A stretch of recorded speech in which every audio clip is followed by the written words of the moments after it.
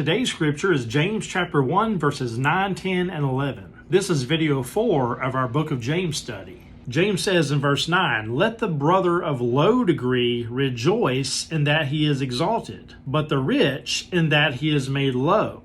Because as the flower of the grass, he shall pass away. For the sun is no sooner risen with a burning heat, but it withereth the grass, and the flower thereof falleth, and the grace of the fashion of it perisheth. So also shall the rich man fade away in his ways." James is building up to the concept of teaching in chapter 2 this idea of not being a respecter of persons. He's saying we're all on the same playing field when it comes to our relationship and our potential with God. And he says, let the person who is of low degree rejoice when he is exalted. That means a common, humble person being lifted up in an elevated status, maybe above what they're used to.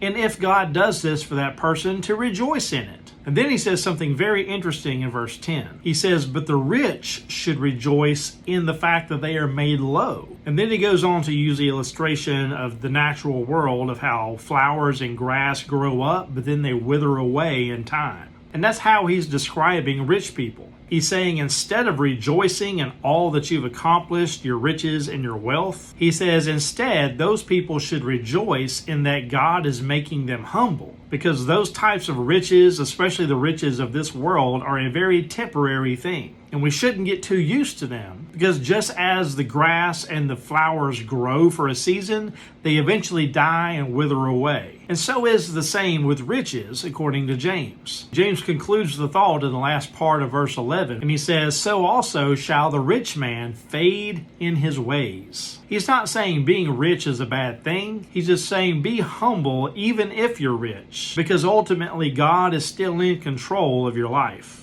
And just like the grass and the flowers, what God brings forth, he can also take away. And James mentions the way of the rich as well. So this goes much deeper than just the money. It goes with a whole mindset of what that can bring into a person's life. The key point is to make sure we remain humble and be thankful to God in all that he does, and make sure we put him first in our life. Thank you for joining our Book of James study. I am Pastor John, creating community by sharing Scripture.